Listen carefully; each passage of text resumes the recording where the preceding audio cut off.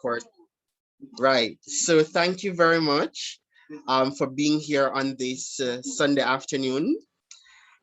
We here at the Jamaica Environmental Entrepreneurs Advocacy Network, GENE for short, saw the purpose of organizing a training session such as this to help persons in the environmental sector, youth more specifically, to be able to learn how to record their stories and their advocacy work through very basic way of capturing through videos and pictures, in terms of how to tell that story through those kind of small scale recording, using cell phones, using, or if you have a professional camera, or whatever tools you may have, right? I didn't have this kind of training when I started out, and I saw the purpose of lending hands to those around us who are interested in environmental sector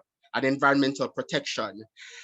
Or presenter today is Mr. Ishmael Douglas. He is a young professional like ourselves. He is an expert in video recording, video editing, um, and he has quite an extensive background in also photography and stuff like that. It's what he does as a part of one of his profession. He owns a business where he does video editing and video recording.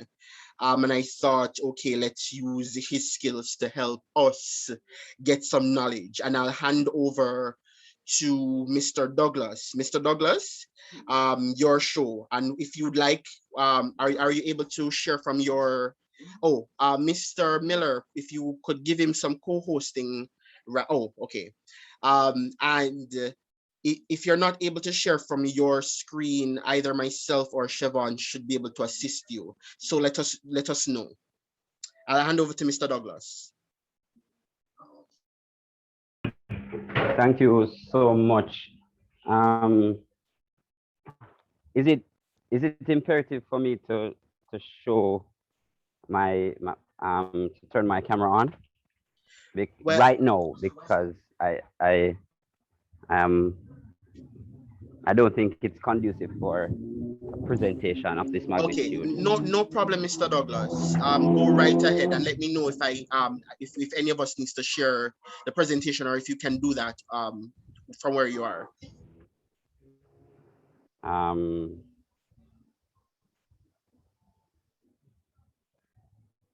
I should be able to share the presentation, but I would prefer for somebody, because I want everybody to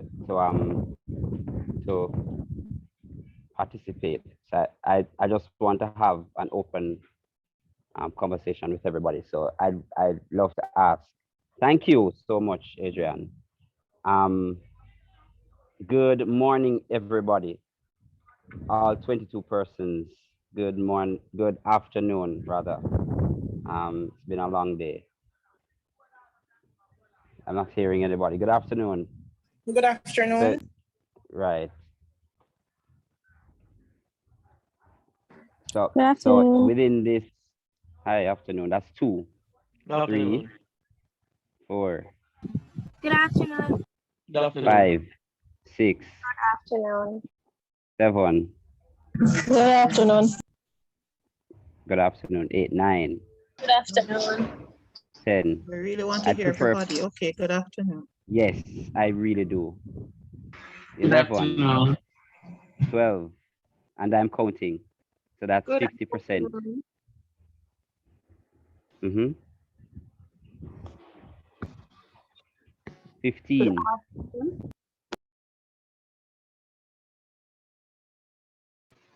Some of them are responding via the chat.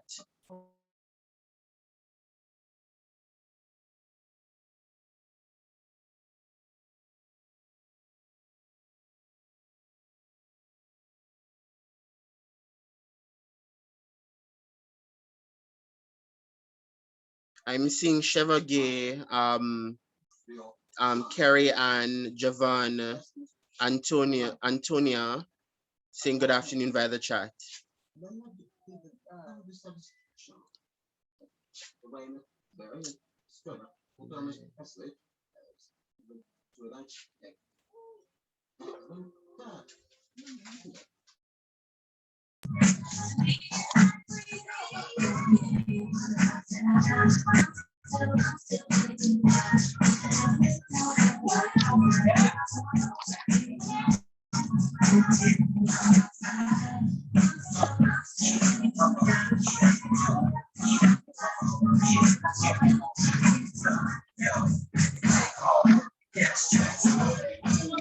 Hello. Can everybody mute their mic, please? Could everyone mute their mics, please? Thank you. As Adrian would have mentioned, that I have a background in media, particularly media and communications, with an emphasis in production. My experience would have, been, spanning over 7 years, as young as I think I am. My background in terms of education would be initially from MTI, that is Media Technology Institute, then matriculating into the University of Technology, and to the University of the West Indies to do first graphic design and production at MTI, Media, Communications and Technology, Communication Arts and Technology, which is a Bachelor of Arts program at University of Technology, and then administrative, accounting, business, and communications at University of the West Indies. So while I don't necessarily like to lead with those because those are just paper, I think experience teaches all you need to know. So you may hear from me today, but up until you decide to turn on your video camera, turn on your phones, or turn something on to record something, I'd like to say that you know, or you're yet to learn all that it is about video production. So without further ado, let us begin. So this workshop is just to cover the basis of what you're about to do within the field, which is the fundamentals of video and storytelling. And I would have mentioned my name already. So go ahead, Adrian, next slide.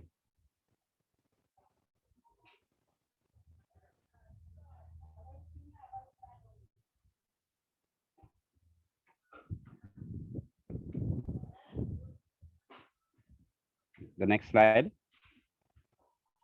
Give me a second. It seems not to be moving. All right, that's fine. So as soon as you can, so I'll just give them a run through. So this presentation is to allow you guys to understand what it is that you will be doing and how it is that your favorite series, your favorite show, and your favorite documentary, whatever it is, a video, a meme, no, well, not necessarily a meme, how they are properly, devised in terms of from start to finish. Thank you, great. So what is storytelling? I would love let me just go into the participants, and I am just going to randomly select somebody to read the first slide. I'm seeing a Sabrina Johnson. Can you read the first slide for me? All right, sure. Storytelling, the art of bringing anything to life through a physical gestures of physical aid. Can you read that again? All right, sure. what is storytelling? The art of bringing anything to life through a physical gesture of physical aid. Wonderful. So, in essence, storytelling is anything that is lifelike in the form of video, anything at all. So it doesn't necessarily have to be 3 hours long. It can literally be a second, as long as it has meaning. And this is how we go about, journalism and explainer videos, just as this one. So this is also a story. What is this? What is the aim of today? What is the aim of this presentation? I am Sabrina. Do you want to say anything in terms of what do you think storytelling really is? Because I'm going to point on people. I do that a lot.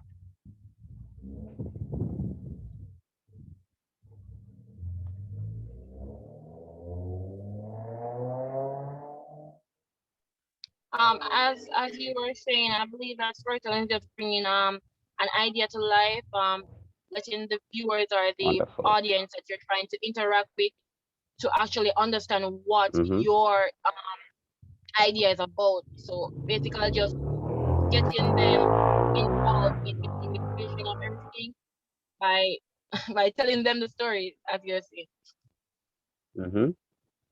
All right. So, Amanda, anything else that you would want to add? Amanda Mackenzie, it is. Yes, my internet went out just now. Could you repeat the question? That's fine. Based on your interpretation of storytelling, could you tell me what do you think it is? I think it's creating a story or creating information and presenting it in such a way that it connects a message to an audience. So it's a skill as well as it is an art. Okay. Okay.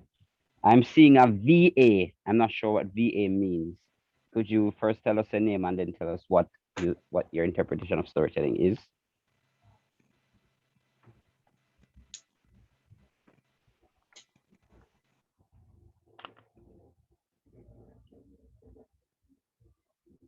Nothing from VA?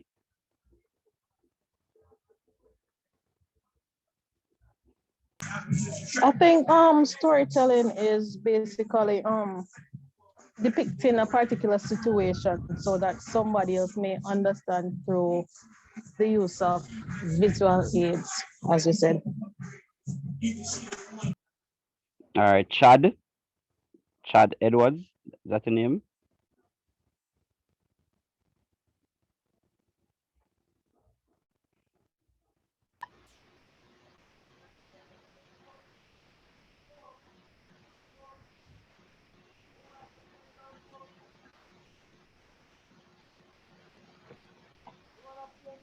Nothing from Chad?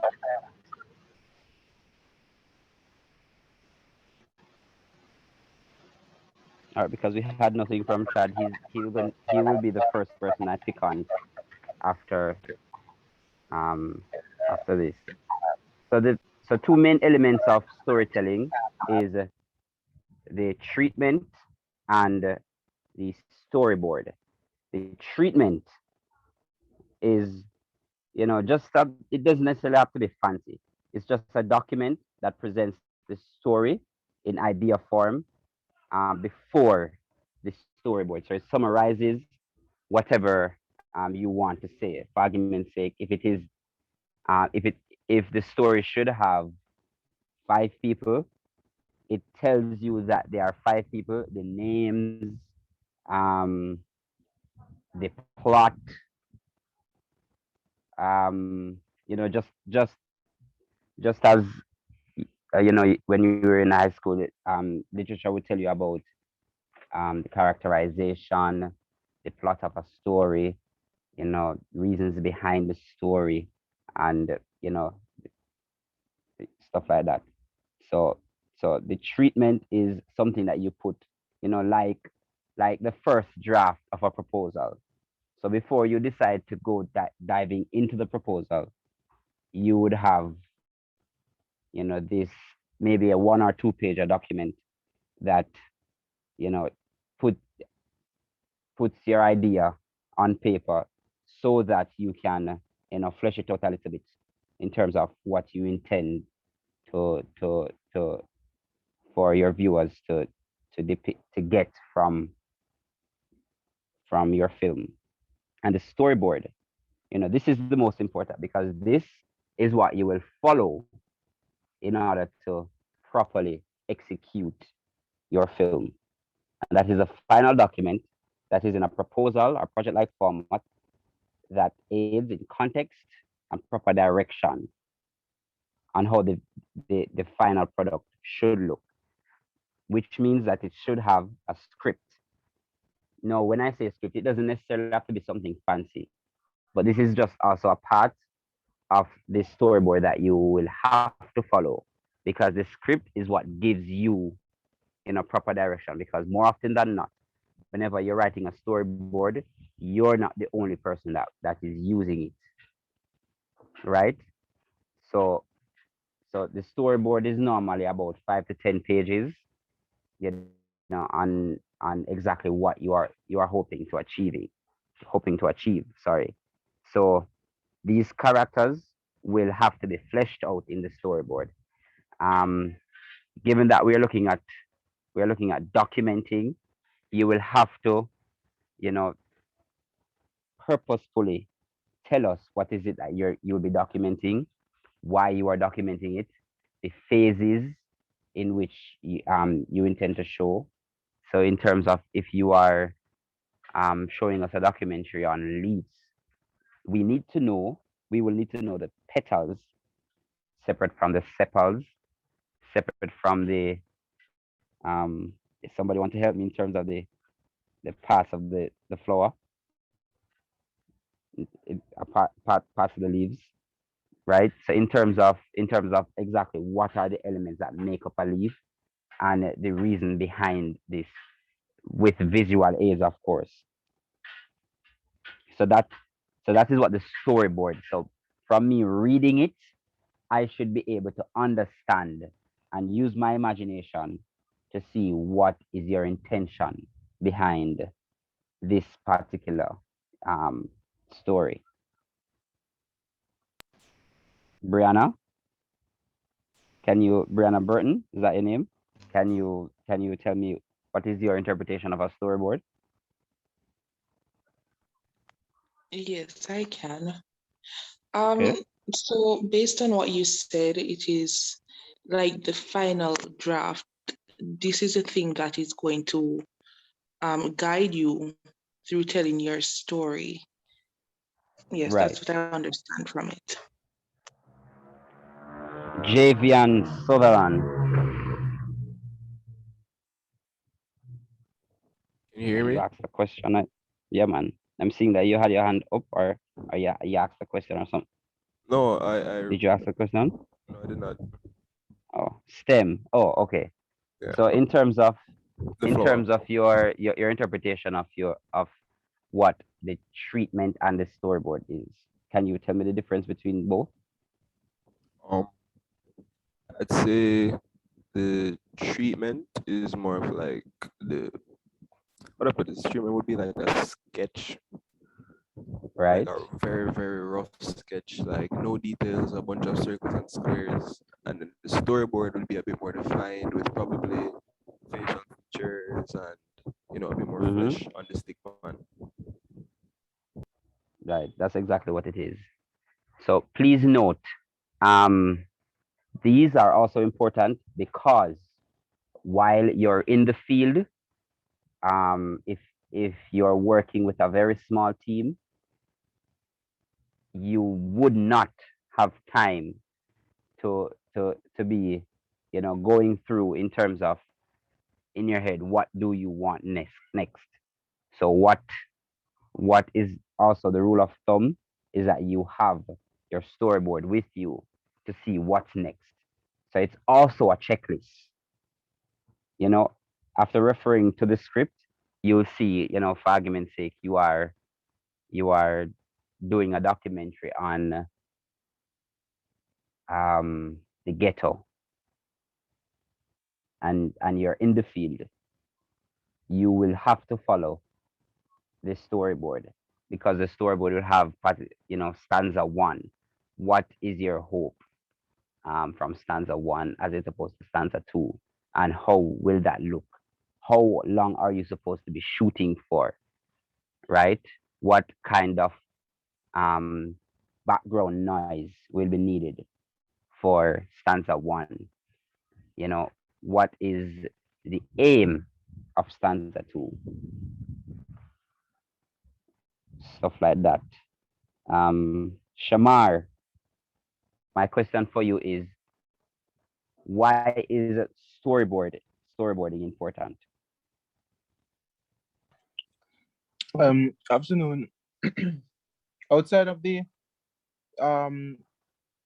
outside of like penning the idea or just conceptualizing the idea, you and your team needs to have a visual representation of that idea. So your shots are guided, and so you are better able to execute visually what your idea is. Right. Not bad. Siobhan. Just before you move on Siobhan. there, Ishmael, I just wanted to also mention that when you're doing a story, just like how when you're doing a storyboard for a film, that's the exact same way you need to think about your advocacy campaign. You need to find out what kind of story you want to tell, and then include, and then it would make a storyboarding exercise much easier to do, if you understand what I'm saying. Anyway, let me skip to the next slide. Right. Mr. Douglas. Right. In terms of campaigning, it works basically the same way in terms of a communications campaign. While a communications campaign will have exactly the strategies, you know, the storyboard. Right. Yeah, man, you can go next. The storyboard has the visual depiction of what those strategies should look like. So they work hand in hand. All right, so the two W's, the why and the what. So the first thing is, why am I doing this? You know, why do I need visual aids to tell my story? And what resources do I have at my disposal to tell these stories? So after the storyboard, this is your most important exercise. You need to literally ask yourself why, right? And this will transcend into your final product, because when editing, if you haven't asked yourself why, there will be no meaning. There will be no meaning behind your film, because we have to see the reason you decided to do this. So for argument's sake, as I said before about, you know, doing something on, you know, the ghetto, why do you need to show a visual depiction of the ghetto? What is there that is missing that we don't already know, right? And having already done that, it should transcend within the final product that I did this because there is a need for more trees to be planted in inner cities. I did this because there is there is a reason for better living, you know, within the inner cities. And then the what, as I said before, what equipment do I have at my disposal to use to get this done? You know, you ask yourself the what because before going into the field, you need to know the kind of equipment that you have and their limitations, because it makes no sense you go to do an interview and you just have your cell phone saying that the picture look good. it makes no sense. So you will need to know what kind of equipment you're working with. Next slide.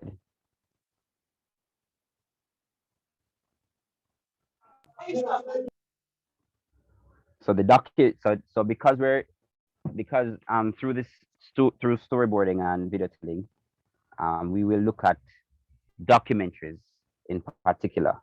Why? Because this is a format of content creating that you guys will use.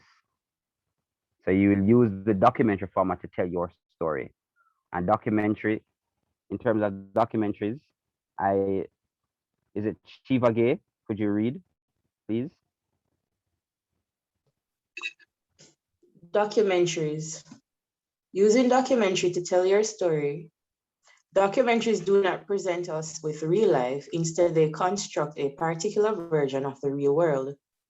Documentaries use specific film techniques to inform, convince, and persuade as a means to position viewers to respond in specific ways. Documentaries mediate meaning. They stand between the subject and the viewer, providing some version of interpretation of a subject. Right. So in terms of so while in the film world, we toy with real world. For argument's sake, a Marvel film. We know that, but for a plane, people can't fly, but you see, Iron Man soaring through the air, or Superman, or whatever. However, within the format of documentary, we know that we need oxygen to breathe. But do we know what is oxygen and why it's important? This is why you have documentaries. It gives you a particular lens to look at oxygen through. So for argument's sake, the cycle of oxygen, right? And how do the elements come together to create this thing so we can properly breathe. And this is why we need documentaries, because it delves deeper into our life's practices and tells us the reason why we need it, right? So for argument's sake, our interpretation of global warming is that if we plant more trees, then we'll be all right. But little do we know that it's not just about planting trees. We have to practice saving on, for argument's sake, saving on the amount of time we decide to use fuel. We have to decide to cut back on the amount of time we use electricity and stuff like that. And why do we need to cut back? If I need my fan on every day, why do I need to cut back? So these are some of the things that documentaries do for us, right? In terms of telling the story, we need to see another point in terms of out of our lens. What exactly am I telling? So what is my concept of telling this story? Do I need to show that using just by filling my tank up and driving to St. Anne every single day, I am not doing the world any good? And why is that so? Right? So this is the reasons for documentaries. Anybody want to tell me their interpretation of documentaries before I point at anybody?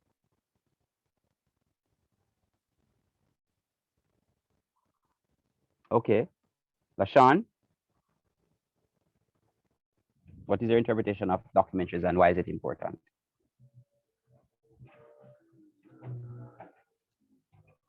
Oh, I was listening but not looking at the screen. But let me just see what this is.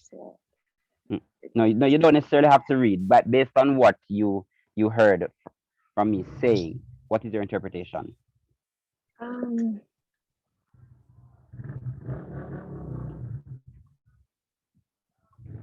While LaShawn, Yeah, I can't give an answer at this time. But Okay, if something else comes up.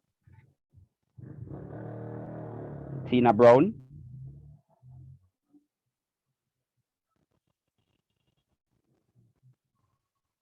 Yes. Hello? Yeah, man. What is your interpretation of why is documentaries important and what exactly and the difference between documentaries and films, feature films?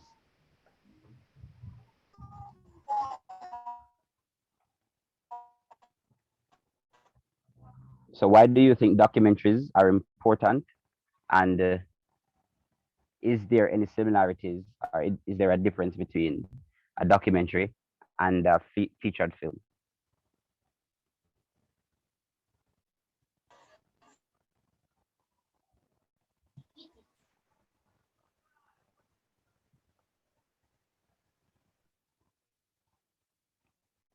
I'm seeing a hand up, I'm seeing go ahead, Jamar.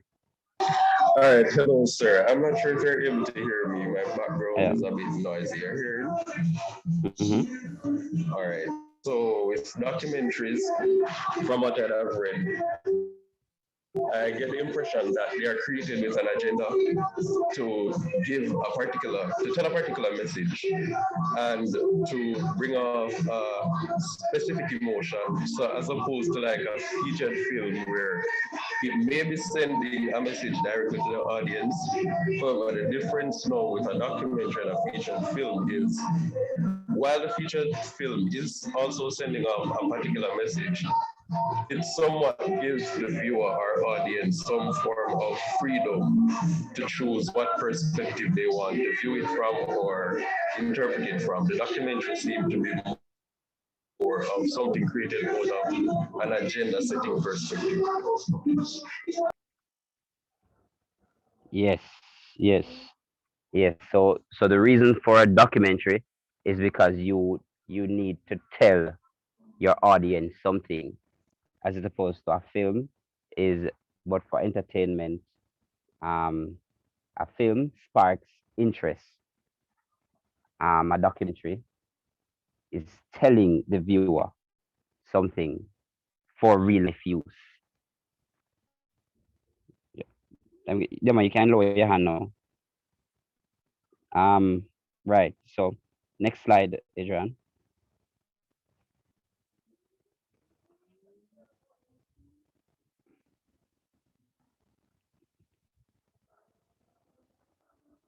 Adrian Enriquez, could you go ahead and read the continuation of documentary? All right. Document. Are you hearing me? Yeah, man, I can hear you. Okay. A documentary is type of film which creates through the use of certain conventions the illusion that the events are not controlled by the filmmakers. Social functions of documentary to record, reveal, or preserve, to persuade or promote, to analyze or interrogate, to express. Right. So just as I would have said earlier, a documentary, the reason for a documentary is to tell us something. So while you are behind the camera, it must be said that this documentary is transcending a particular message, for this particular reason, you know. Um, Again, back to what I was saying earlier, we are filming things about global warming. Why do we need to know about global warming? What is the message? What is our message structure behind telling everybody that we need to subscribe to using less fossil fuel, and we need to understand that global warming is real? Why do we need everyone to know that global warming is real? And then through a documentary and through, I like to call it truth telling, visual truth telling, um, you will give your viewer or your audience the ability to make his own decision because you showed him facts. This is also a point to note. Documentaries are always based on facts. So it's never about an anecdote or your particular opinion, it has to be thoroughly researched. And then through your research, you decide to um, show what the facts decides to tell you. And this will also be in your storyboard. So it is a fact that um, trees grow. You cannot say that trees only grow in the wintertime unless you can back that up with facts. So if there is a particular tree that grows within the wintertime, then you need to say that this particular tree grows within the wintertime. Am I making sense? Yes, you are. You're on the right track. Okay. Right. Next, please.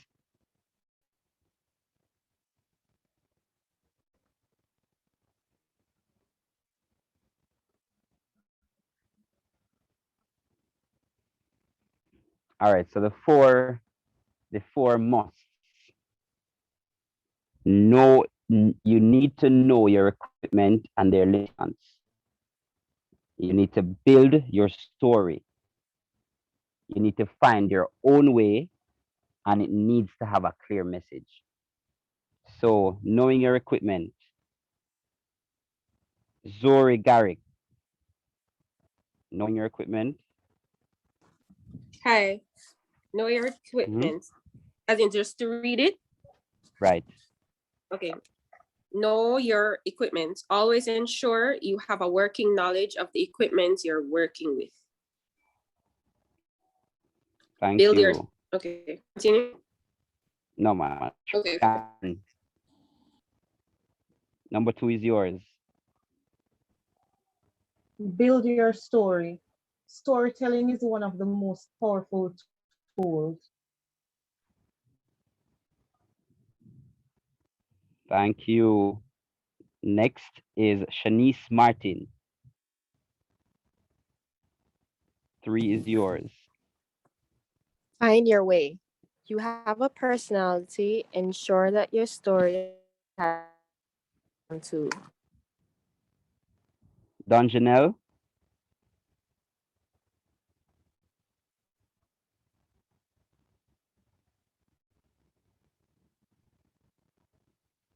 Not hearing anything from Don Janelle.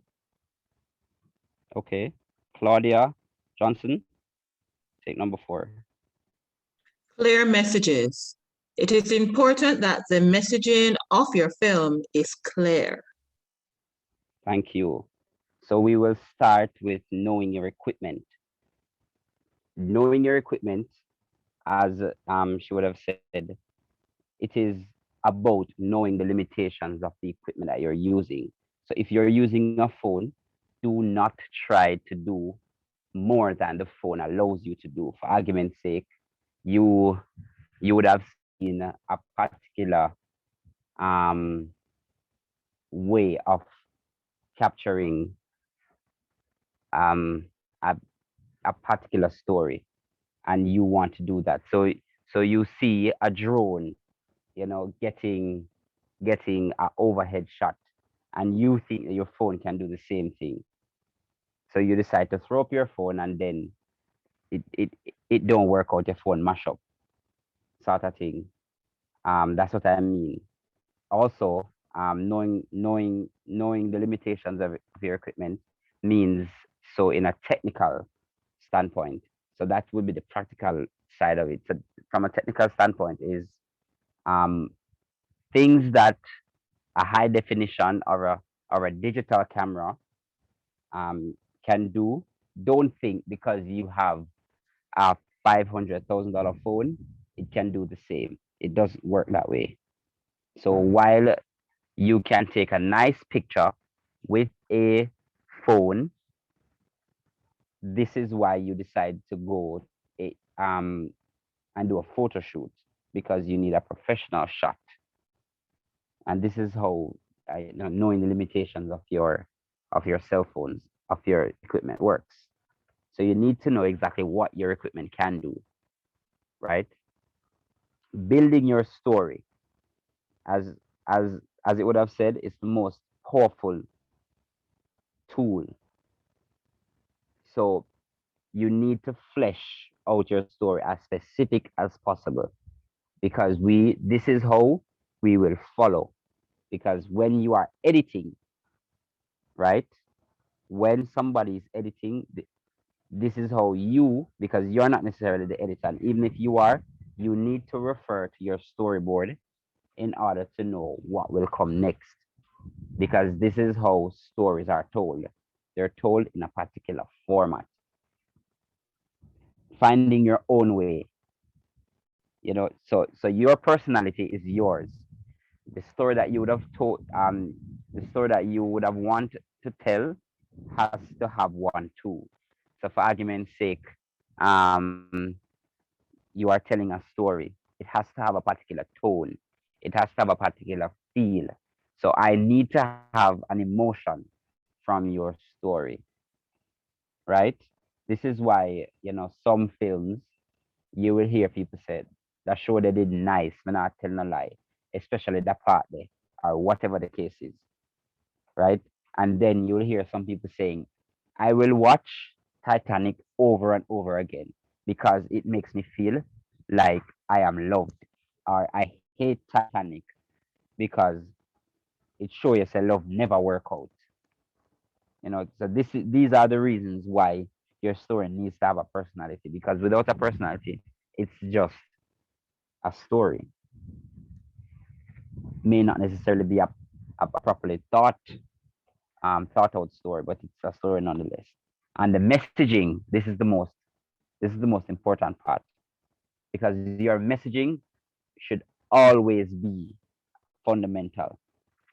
And I say that because if your messaging is not clear, then nobody will understand what you're trying to say through your film. So if it is that you want to spark the interest of advocacy within your story, the message should say that I am calling for argument's sake, the authorities to do something about global warming. So that should be the messaging within your film, without literally saying those words. And this is how you find particular ways of saying that, and it has to be as concise and as specific as possible. Next slide.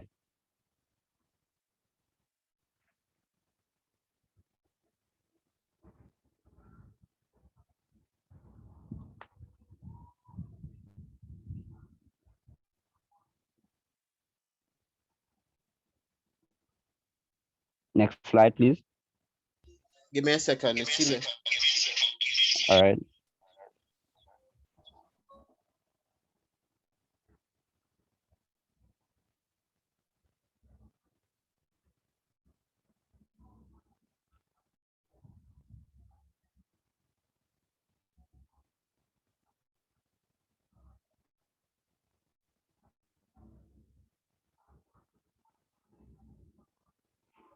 Okay. How to properly, no, this is this a slide? Go back a little bit, Adrian. Right, this is the first slide, am I correct? And right. So how to properly use your equipment and understanding your equipment. Next slide. Right, so DSLR cameras. DSLR cameras. These are the cameras that are easily accessible, right? And these cameras are the ones that you would have seen, for argument's sake, somebody running and shooting with, because it is the most common. While you may see high definition cameras, those are high-end cameras that are not necessarily common to us unless we are, financially able to purchase them. So DSLR is just a fancy way of saying digital single lens reflex camera. So it's literally what it says. It's one lens and it does everything within that one lens, right? And these are something that you must know. So if you're using a DSLR camera, you must know what an ISO is. So you may see ISO in the form of products, one namely poultry. So you see ISO, it's the same thing, International Organization of Standardization. But when in reference to your camera, the ISO literally means sensitivity of light. That will come in the form of numbers. Those numbers vary from 1 to maybe 12,000. And that is the amount of light, right, that your camera is sensitive to. So for argument's sake, you are in the field and you don't have lighting in terms of electric lighting. Your camera will should be able to maneuver these things a little bit better. And also, could you guys, I'm not sure if your phone is capable of maneuvering between Zoom and the Zoom platform and the all right, nevertheless, let me share my screen a little bit. Adrian, just allow me to share my screen a little bit. Let me show them what ISO really should look like. All right, so I'm going to do that now. All right.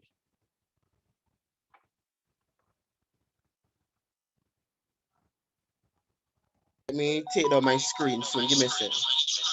All right.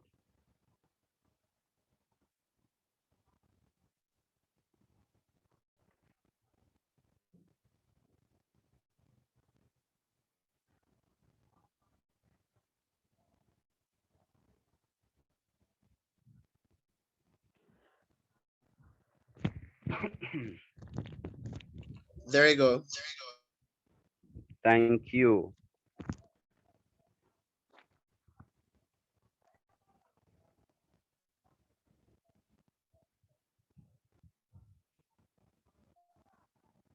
All right. I'm not sure if you guys are seeing my screen. Are you guys seeing my screen now? Just indicate verbally because I'm not in the Zoom platform. Yes. I'm about to, right, great. So with the ISO, you guys can follow along with the ISO. This We is should how be it works. seeing you. That was seeing you. Yes, you should be seeing me. So your camera should have, let me turn the camera around.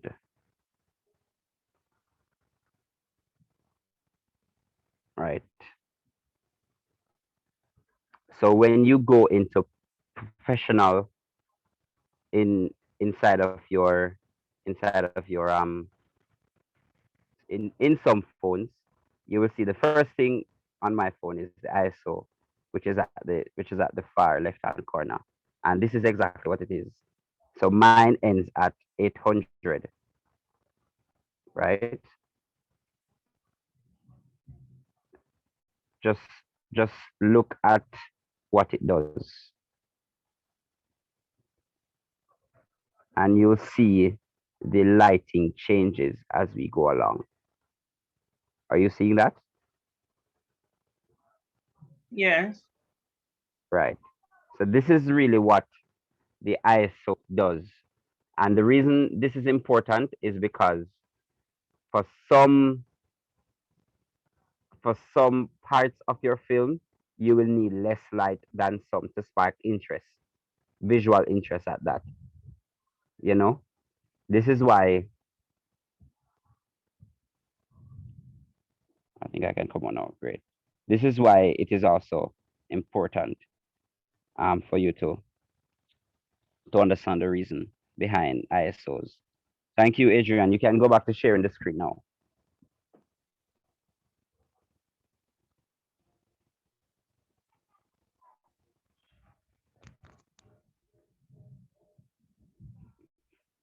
Yes, LaShawn, you can go ahead.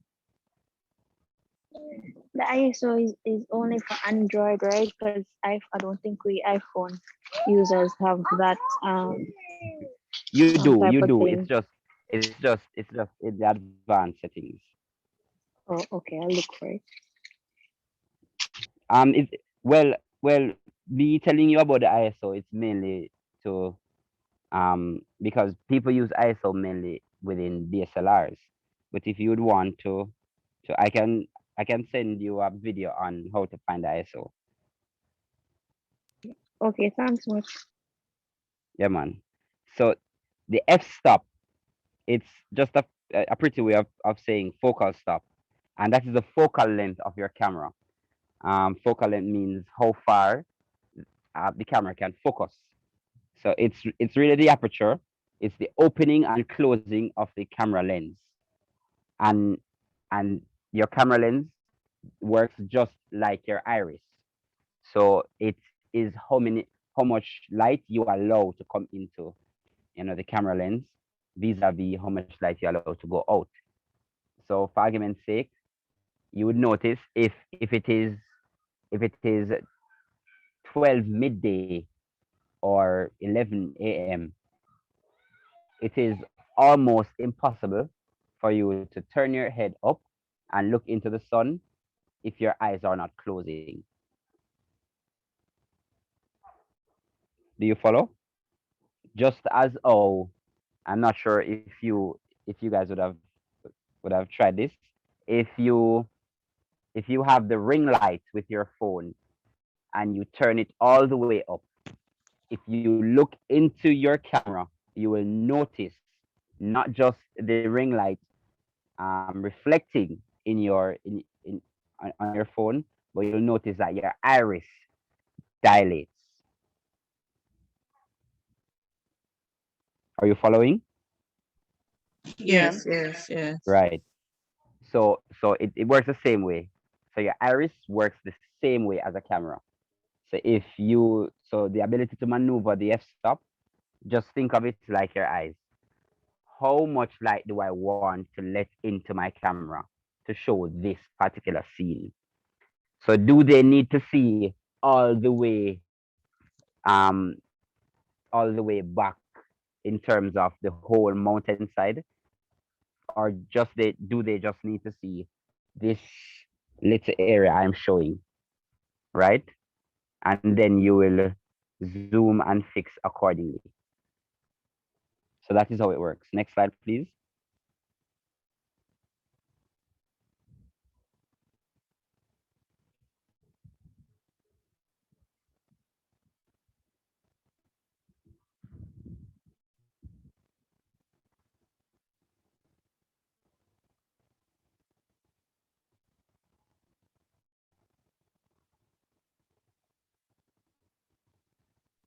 Give me a sec, it's freezing up again. Yeah, man.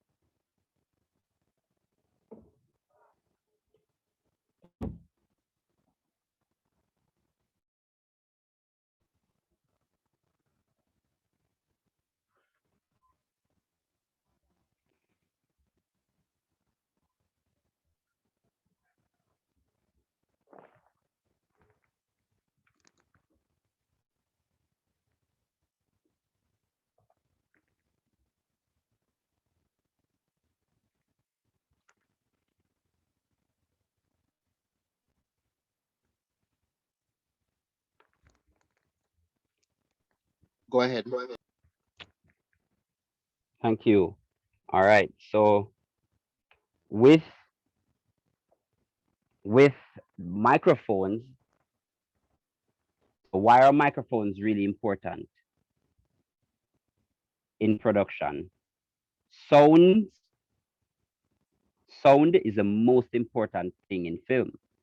And there are two elements, two significant elements as it relates to video. That is the video itself, which is the visual aspect, and the sound, which is the audio. While video is important as it gives you perspective, without sound, there will be no emotional connectivity as we watch with our emotional eyes. And that gives the film meaning. Even with a documentary, we watch with our eyes. That is why you will hear background music, you will hear birds chirping whenever you're hearing a narration. You will hear the seas, the sea, the this the audio of the sea rushing to shore. You see the sun rising, and maybe you'll hear wind. If you want to spark a particular um emotion.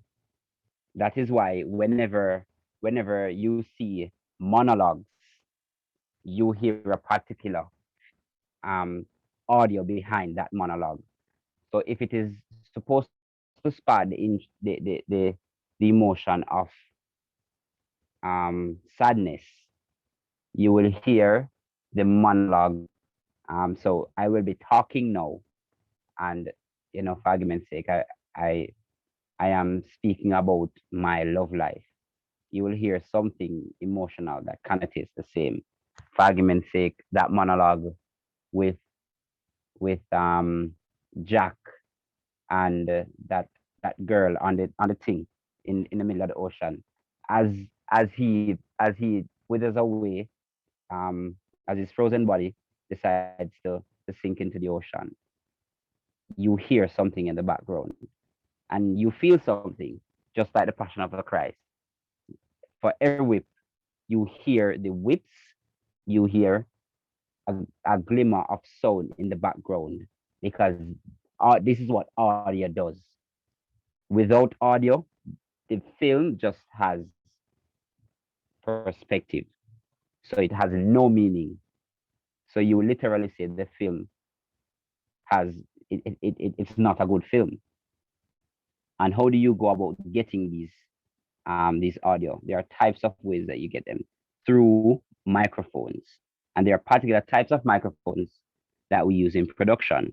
So we are going to look at there are 10 types of microphones, but we are going to look at what's in front of us now, 5.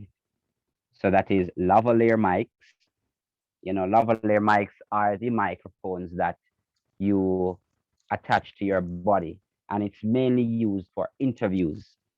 If you want to just get the audio of the person that you're interviewing, you use a lavalier mic, right? And if you are performing, for argument's sake, if it's a stage performance and the person will be very active, you use a lavalier mic. And then you have entry-level microphones. Those are the microphones that you see on stages most of the time, artists using. Him hold the stock, him hold the shaft of the microphone and speak into the head. And then you have that what most production people use. I'll take one whenever we are doing the practical side of things. That's the shotgun mic. That mic is also called the boom mic. This is the mic that for argument's sake, if you need a particular sound and you don't want to be close to the sound, you use a boom mic. And this is very effective for a myriad of reasons. It deduces the particular sounds that you hear. So for argument's sake, you are at a party, but you just want to hear 2 persons speaking, and it's for a film.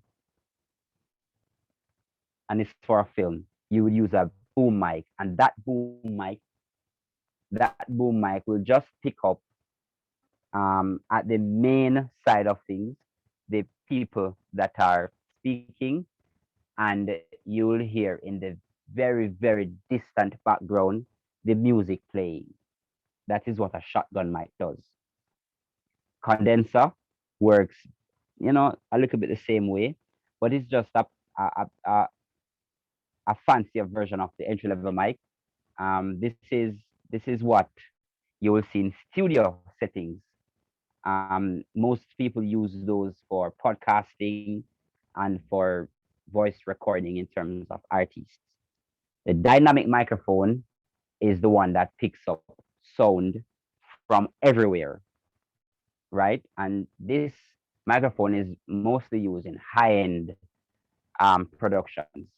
It looks the same way as the entry level and condenser, but it has a lot of gizmos and knobs and things on the side of it. So we will focus on two types of microphones within our documenting, which is the lavalier and the shotgun. Next, please.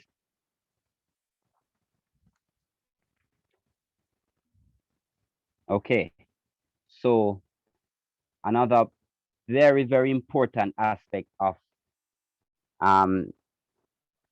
videography and production is composition and framing. Composition is the ability to use your lens to tell a story before you start, before the audience decides they want to get something from it. So composition and framing, framing is literally how you and the audience will see the picture within your film. The basic way for composition is to put the subject in the middle of your device. Because we're using a DSLR, the best way is to put them in the smack center of that camera. How you know the center? There are some grid lines on every camera, high-end or not. It is also on your phone. These grid lines differentiate the left from the right, and it gives you a sense of balance. With the grid lines, this is how you know where, in terms of the framing and the position that you would want a particular shot to be in. If you look at the slide, you'll see the grid lines I'm talking about, and this is the most basic of them. While you may not, because of the grid lines, you may not see her face properly, it is because while she is the subject of this picture, she's not the only thing in the picture. And because she's not the only thing, this picture we would want you to see that there is a surrounding behind her. And, composition works the same way. So for argument's sake, you want to seem huge in a picture.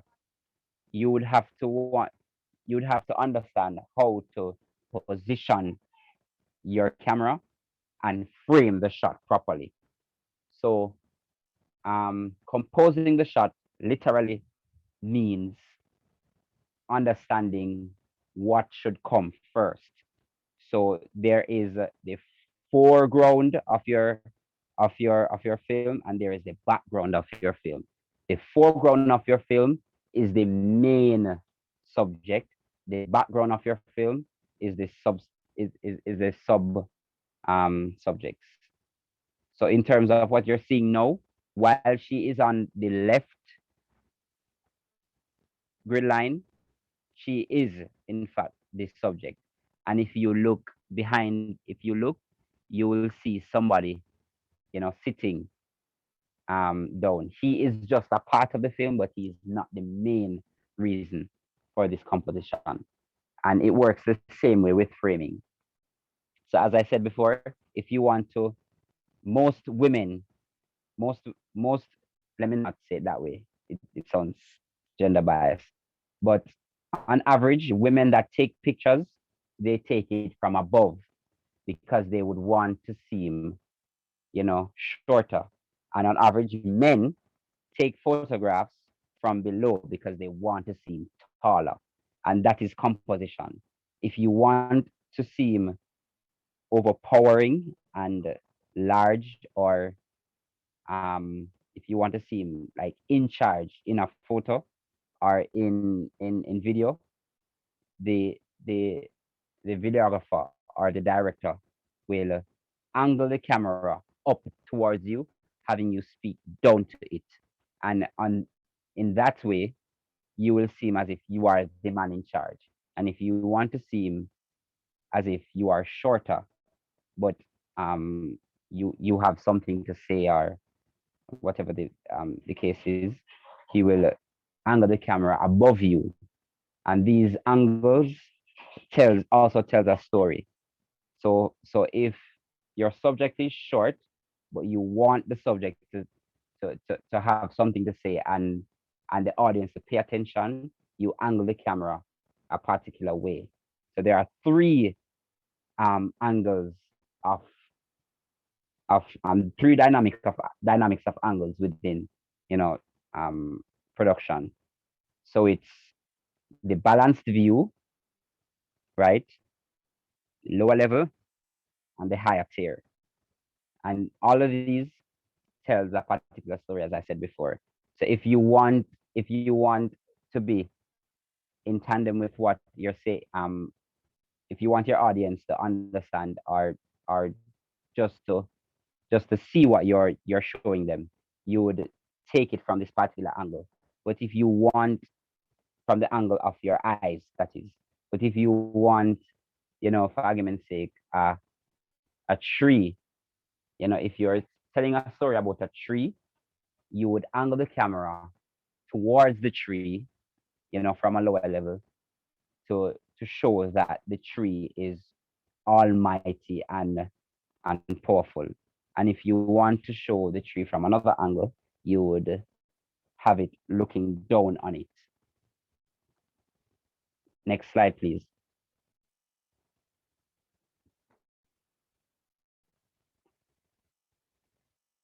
So for compositions, shots are all about compositions. Rather than just pointing the camera at your subject, you need to foresee the angle that your audience is seeing. And this is a point to note. These are very subjective, as it really depends on your own creativity. So if you have a particular story to tell, it really depends on what you want the audience to get from this message, or to get from that shot. So as I said before, if you want the audience to see that, Ishmael is powerful, you know what to do. Shanice, what would you do if Ishmael wants to say something and you are showing Ishmael saying something? What would you do?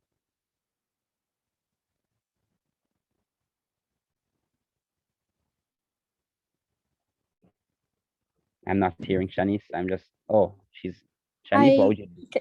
Can you repeat the question?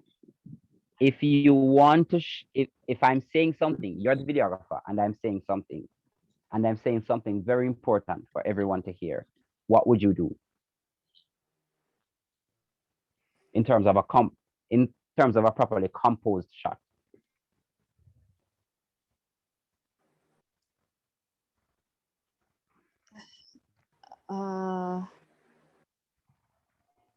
Anybody want to help her? I'm not sure. Anybody else wants to help her? So I'm the man in charge, and I have something important to say. Hello. Hi, I would suggest just filming you a little off center. This is me being subjective, a little off center and a little lower than you, because you said you want to be the man in charge, and you said males are usually filmed from a lower angle to seem like they're taking up more space. right? And I Exactly. think having you a little off center creates more interest than having you dead in the center, because I think I watched something that said you shouldn't put people directly in the dead center because their focus is never really in the center of anything That that is you look so on. true. That is so Right, so true. that's what I do. Adrian, you wanted to say something? Yeah, I was going to say that in addition to what she said, you actually you position the camera angle a little bit lower. But if the subject is going to create a point of emphasis, you could have a close-up shot as well. Okay. Just a point to note. Male or females are not necessarily filmed from above or below, but it is a point to note that whenever a female is taking a picture, she takes it from a particular angle for her to look, smaller than usual and vis-a-vis for the males. However, Okay. if in filmmaking, it is very subjective because it depends on what you want the audience to see. Next slide.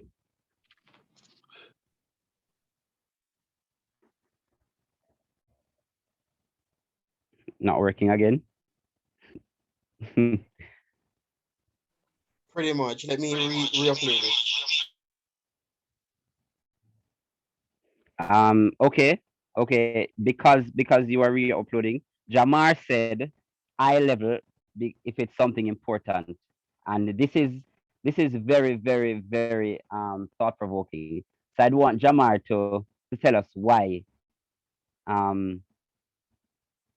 Why? Oh, it's we have come to the end of the presentation, but I Okay. want Jamar to tell us why eye level. This is very very important. All right. Are you hearing me? Yeah, man, I am.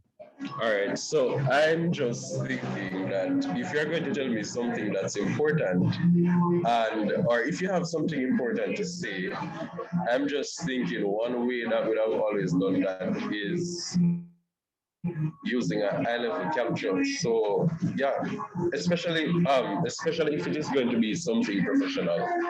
However, Okay. if it's a case where you want it to be dominant, then a little worm eye or a little lower angle would be more suitable in sending off that form of message. Okay. This is very important because I I want you guys to understand that filming and composition and also framing are very subjective, very very subjective. So while one may think that it is best for you to go above, one may think that it's best for you to go below. Just as Jamal said, he wants it to be at eye level. However, it is possible to execute all in the one shot. So I can be at eye level, and I can be off centered, and I can be the man in charge in terms of you can angle the camera just off my eye level in terms of just a little bit, angle it a little bit, you know, in terms of degrees, upwards in terms of looking up at me, but it is on a tripod at the same level as I am, right? This is why zooming comes into play. So if you want to see just me, you would have to know what exactly are you looking for. For argument's sake, if it is just me and nothing else, right? You will have to frame my face. So I'm saying something and you just want to look at me. So you would frame my face with an emphasis on my eyes and my mouth. So the composition of that shot will have to be close, lower level, right? and a little bit off center. I'm not sure if you, I'm not sure if you have the visual depiction of what I mean. So this is what will tell the story. So if I'm speaking from my emotion, so from I'm speaking something about how I feel, about how people are treating me, and it is important that you all hear. This is how you will look at it. So you will not just see my eyes. You will not just see my face. You want to see my hand gesturing as well. So you would have a a a half body shot that they call in the world of production they call a headshot. So you will have a headshot of me speaking directly to you, but the focus will be on my hands and face. And that is how you will go about composing that shot.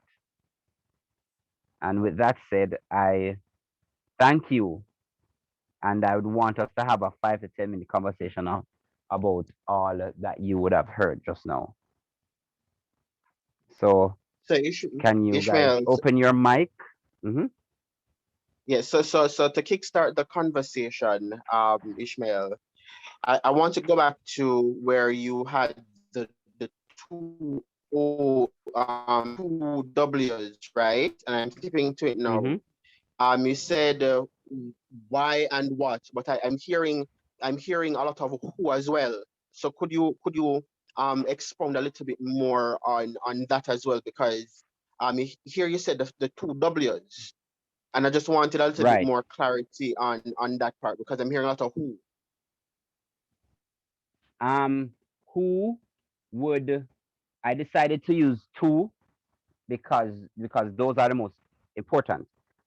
Who would come into play when you are doing a documentary that is human based in terms of your documentary is not just about lifeless forms. So I purposely decided to use two because of this. So who comes into play when you want to provoke the emotion of selflessness, or you want to provoke another emotion. This is how who comes into um into the into play, for lack of a better word. So for so if you want who would mean um if it's global warming, and you are saying why am I choosing global warming, who would mean who are the people we need to ensure that global warming works, as opposed to what are why am I doing this. So it would be an addition. Okay, because I'm thinking about when like for example when me and Kerry we used to work on a project called Rita, and Mm-hmm. for us that was our disaster risk management project, and for us who was affected by whatever disasters we're looking at was very important, because then we could ascribe why, right? And so I just wanted to get a little clarity.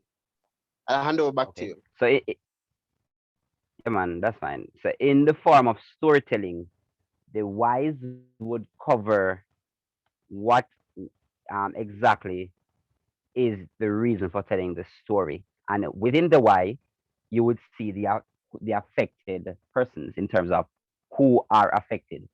Um, in in in in grant proposal writing, they would say, what's that? Major players, is that the term, Adrian? Yeah, Um, basically major players, right. stakeholders, those kind of people. Stakeholders. That is the word I was looking for. So in grant, they would say stakeholders, but it works the same way. But in film, You ask yourself who because you would want to spark a particular message. So this messaging, if you are saying who, this messaging is geared towards a particular group or a particular person.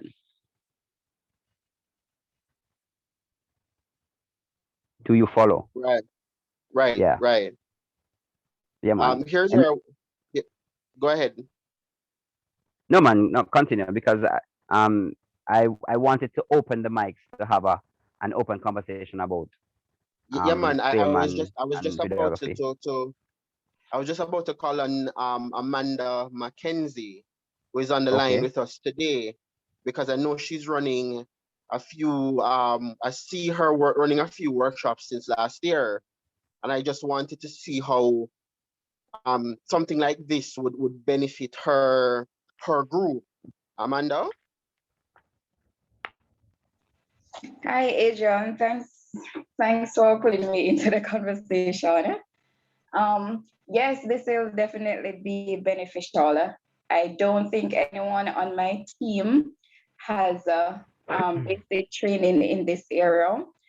And it is always useful to know the technique to be used and not just be pointing a camera just because they're trying to capture something, but understanding how it should be done, what are the different considerations, etc. As the word stakeholder was used just now, it really points to something that is important to our various donors and partners. They are interested in visibility.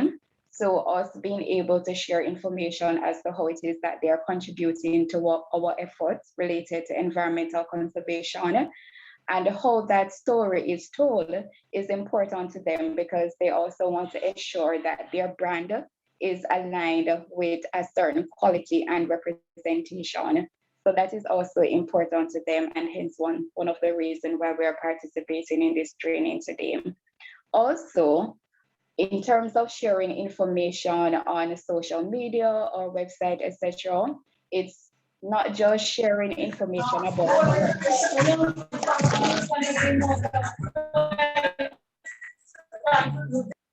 someone's microphone is open. So it's not just sharing information about our activities, but it's indirectly a means of advocating and calling to action for the general public to see what is happening as it relates to the environment and how it is that they can get involved. And I think with the information that is here, that was presented today, it will allow us to be a bit more strategic and engaging in our approach and how it is that we share this information. Yeah. Any questions for the speaker? I don't have any questions at this time, but I would really love to go through the presentation again to really take in all that was shared. So if it can be circulated, I would really appreciate that. Yeah, I'm planning on uploading the session to YouTube via the Gene YouTube page, and also with Mr. Douglas's permission, we could send out something via PDF if we get that permission. So you'll have that. So I'm also calling on names as well. If I feel like you're too silent. One question, Adriana. Go ahead. Before you go to the other person, is there particular consideration, Mr. Douglas, if it is that we will be doing a lot of in motion sort of videography? I don't know if you understand my question, but if we envision that we will be doing a lot more motion type documentaries rather than using still photos, etc. In terms of the equipment, is there any specification that we need to bear in mind to get a really good quality? Yes, and to answer your question, Ms. Mackenzie, yes and no. Yes, in terms of it, you will need particular specifications for any, and I stress the any project that you are going to undertake in terms of filming. And no, if it is that you have your phone, understanding the limitations of your phone is very important. So I would not expect you to use your cell phone in the wee hours of the evening, in terms of after 11 p.m. to go to Blue Mountain Peak to get a film with your phone. I wouldn't expect that. So if that is the question, then you will need particular equipment, and I'm not sure in terms of resources if Adrian will provide resources um, to film this.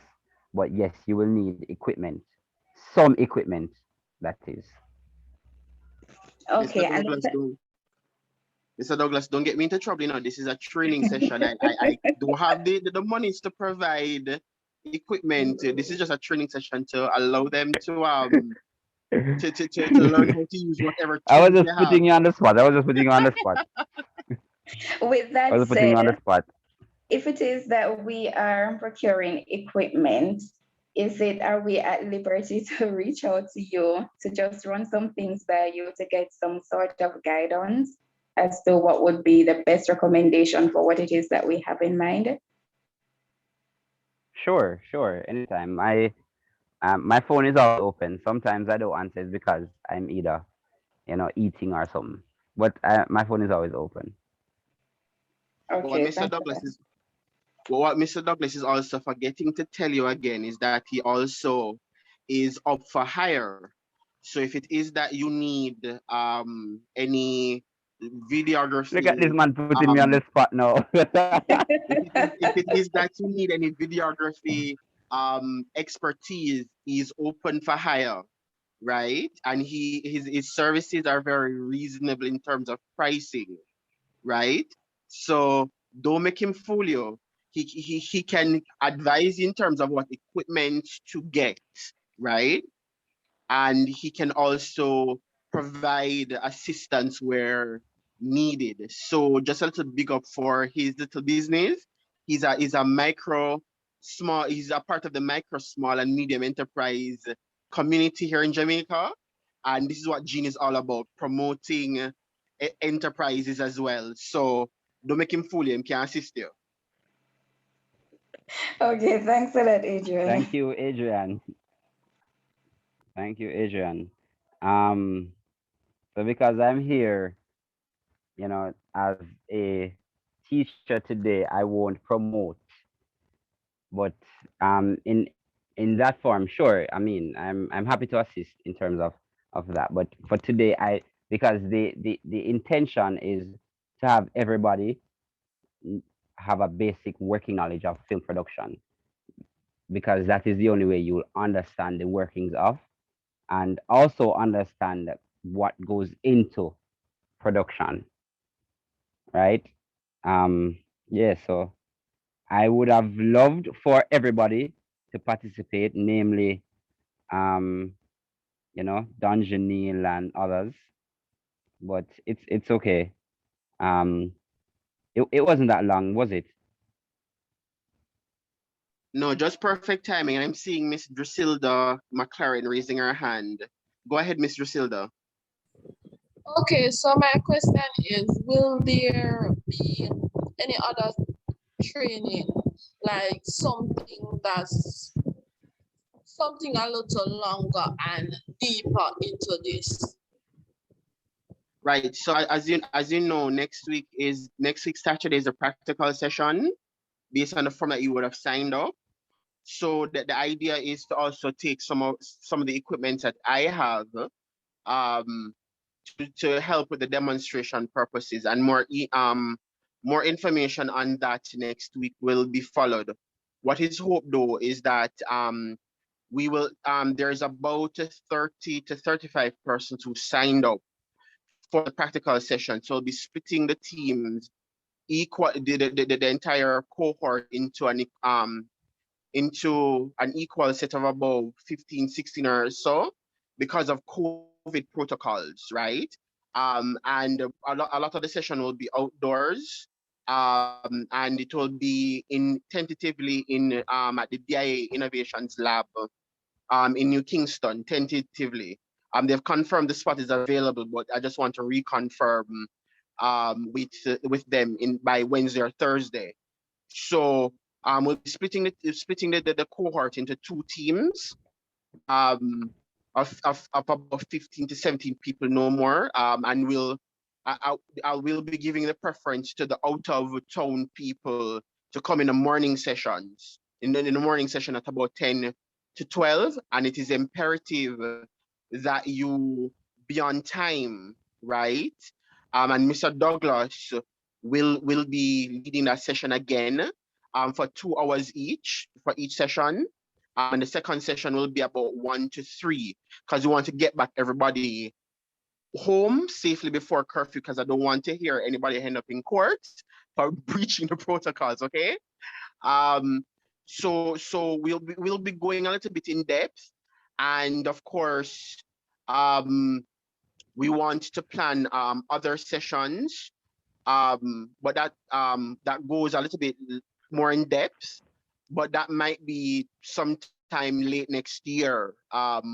Hopefully COVID would have subsided by that time. Yeah, but that's all that I'll say for now, but I'll hand over back to the question and answer. All right. Thank you again, Adrian.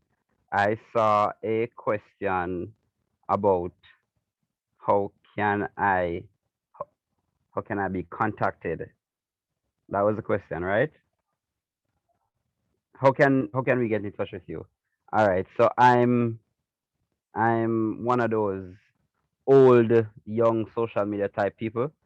So you can contact me at, if you're writing, you can contact me at ishmaelhdouglas@gmail.com. That's my email. That's ishmaelhdouglas@gmail.com. That is my email. On all social media platforms, LinkedIn is Ishmael Douglas. Facebook is Ishmael Douglas. And Twitter and Instagram is Ishtonio. That is ISH Tonio, TONIO. And I answer my social medias more than I answer anything else. I'm joking.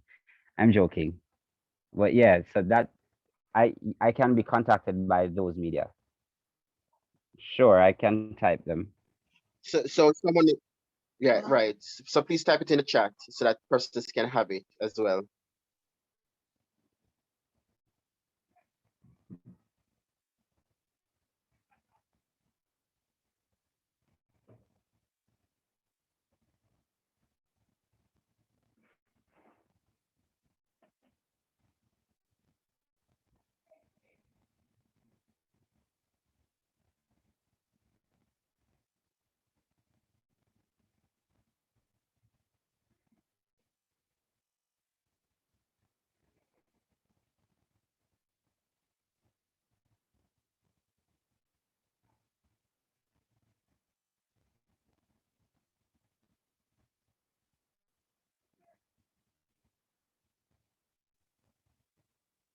Mr. Douglas, are you still there? Yes, I'm here. I was just typing. I'm sorry. Yeah, man, sure. So I'm go ahead. Man, I'm almost finished. No. All right. So while Mr. Douglas is doing Right. that, any other questions?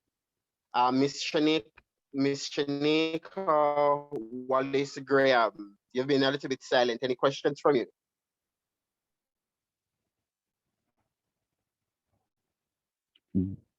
Drusilda McLaren has her hand up.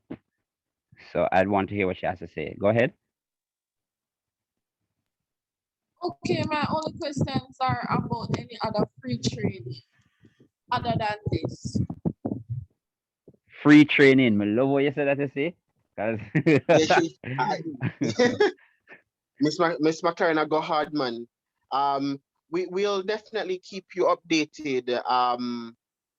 Because when you sign up, we ask for relevant details in terms of your contacts. So we'll be blasting those out by emails once we have any more free trainings coming up. But for now, next week, the practical trainings um, are what we have left coming. And we're thinking about Jean is thinking about putting on some more trainings like these online for now.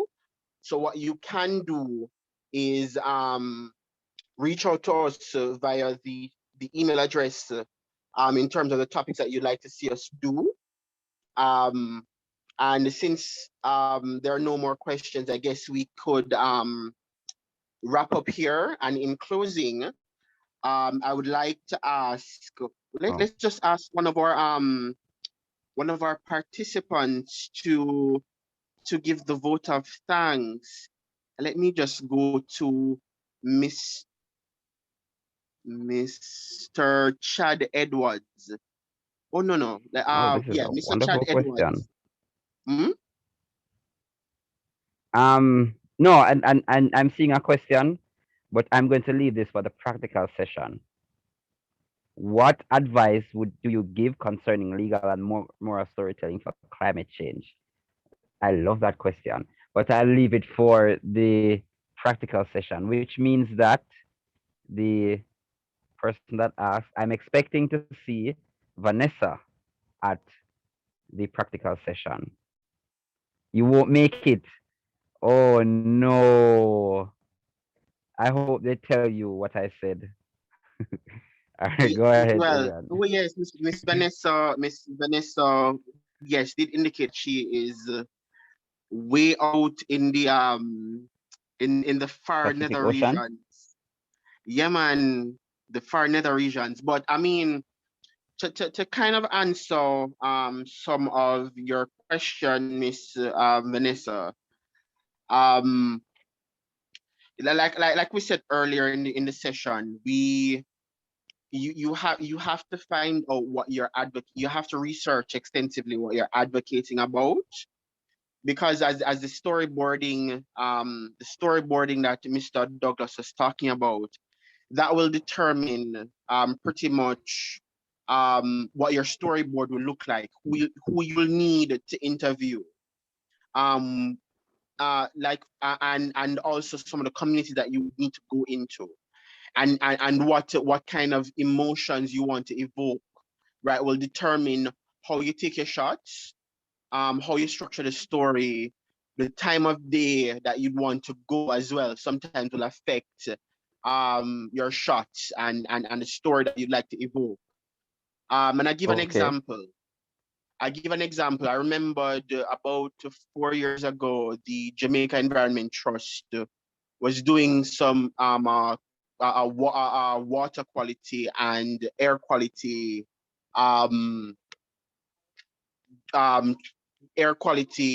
training, video.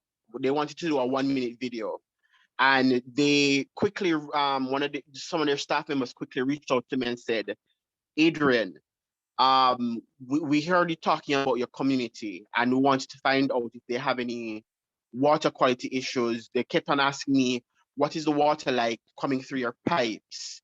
And is there any air quality stuff, issues that your community is dealing with? And they were reaching out to all the young people and all the environmental advocates that they know. And they specifically, so when I answered some of the questions, they realized that my community didn't have any water quality issues except for around hurricane season, right? But we did have extensive air quality issues in association with the Riverton dump, right? And so, because they remembered when engaging me that my community was located in close proximity to the dump, right? So they came and they said, could you reach out to your CDC? Could you reach out to some of the community members to interview? And they made sure to come around the morning hours when more persons would have been free, right? Just before persons went out shopping on the Saturday morning, right?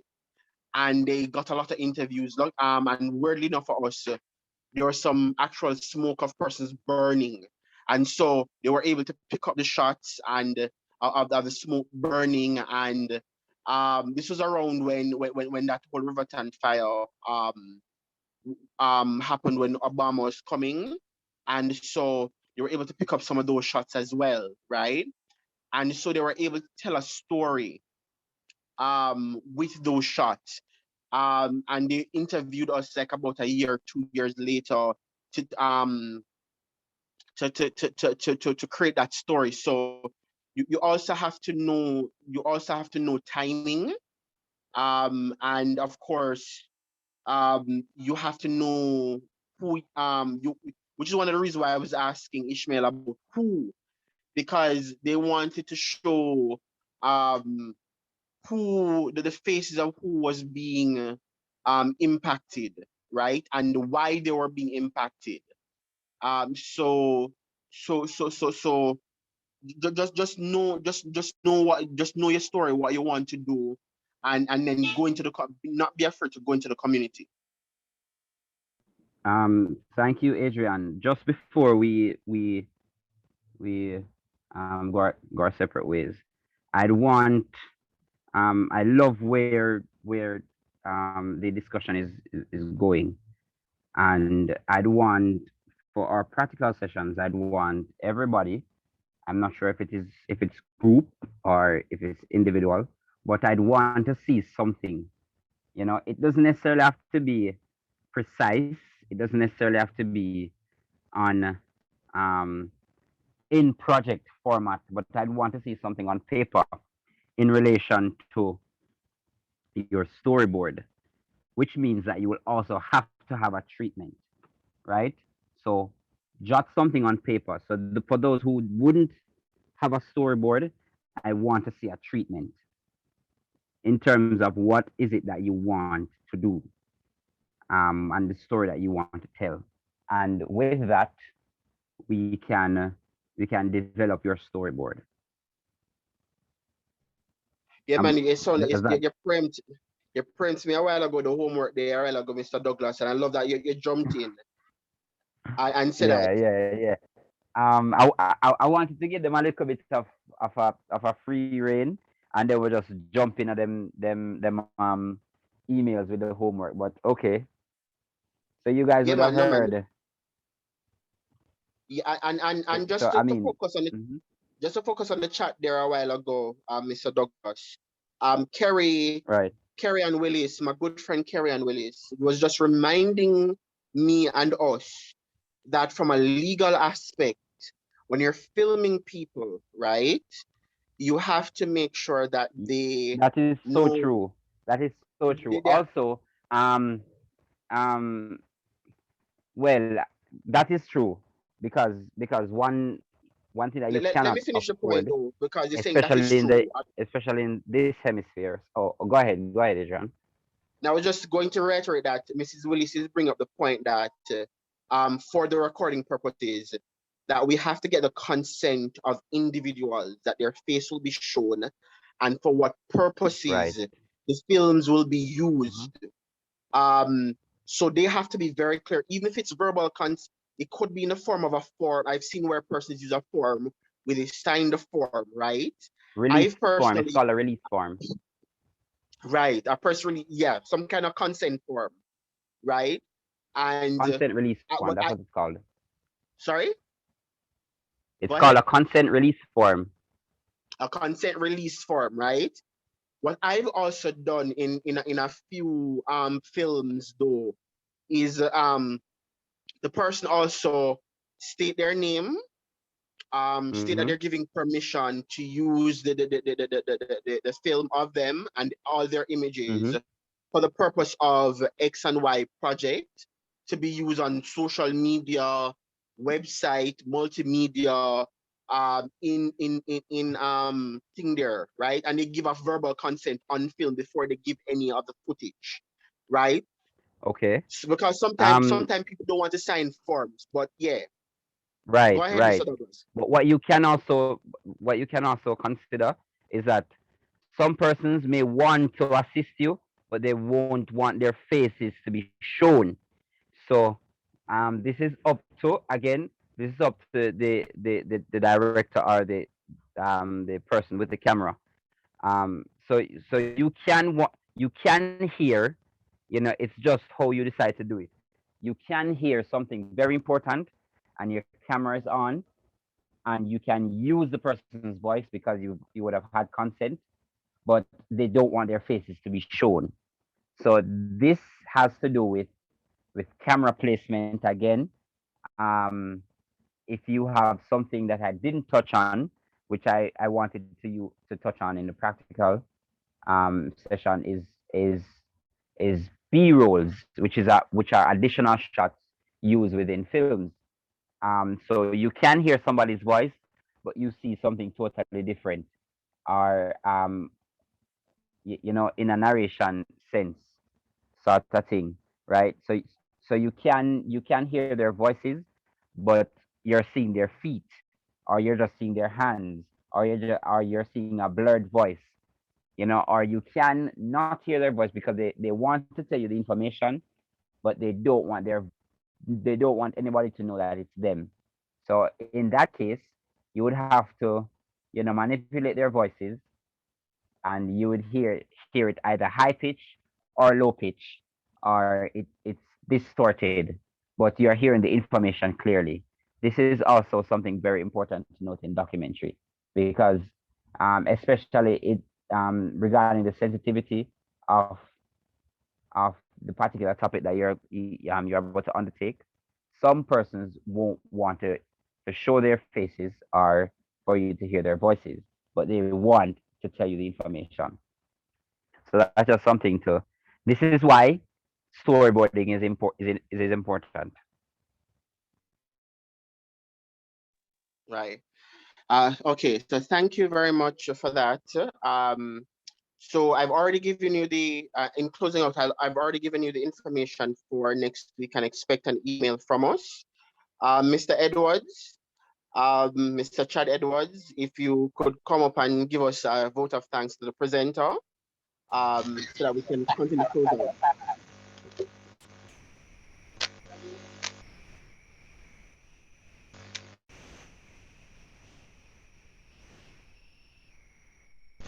Mr. Edwards, are you still here?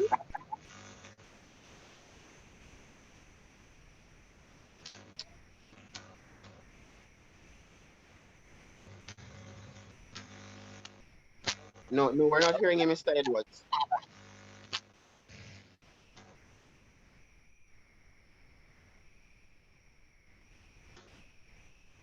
All right. See, Mr. Edwards.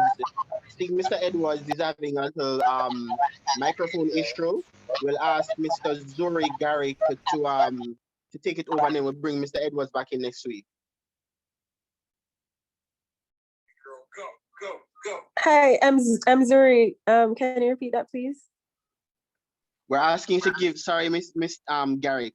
We're asking you to give the voter thanks for the presenter. Oh, okay. I'll try to do my best. I just want to say thank you on behalf of all the attendees and participants for the presentation today, for how you clearly broke down the different concepts and used examples. I found the presentation to be very engaging. It kept me on my toes, and I'm sure other persons will agree, to make sure we're paying attention when you call upon us to answer questions and stuff. And these are very practical examples that we can readily apply and think about, give some more thought to. And I'm sure that the outcome and the product of this will continue to multiply for everybody's benefit here. So thanks again for facilitating this session, and we look forward to more and engaging with you. Thank you so much, Miss Garrick, Zuri Garrick. Yes. I trust I trust everybody feels the same way, because unfortunately I didn't have the digital participation of everyone, maybe for one reason or the other. But I trust the sentiments are shared, and thank you so much for listening. Thanks very much, Mr. Douglas. And in closing out, I would just want to lend a big thank you as well on behalf of the team at Gene. For the participants, more information will be shared, as I said before, during the course of the week. Confirmation, a reconfirmation of the location still being the DIA Innovations Lab based out of the Institute of Law and Economics at 10A Altamont Crescent in New Kingston, will be our site of choice for the practical training. And I just want to implore persons to, if you have access to a digital camera, of course you'll have like your phone hopefully with a camera on it, or any kind of recording device. Please bring them along. I will be bringing one set with me as well, to help with the demonstration, so that persons can learn. And so I'm just asking if you have any access as well. Mr. Ishmael will be bringing some of his as well for assistance. And I think I see where we have an email from someone who wants to help with the practical sessions as well, Mr. Douglas. So I'm inviting her on board, and I'll be calling her to confirm such during the course of the week. So just bring whatever implements you have. We'll be splitting the team, the group of us, into groups of about 15 or so because of COVID protocols. So just look out for that email confirming such, and see you next week for those who can make it in person. Thanks very much, and signing off. And love to see some of your faces later.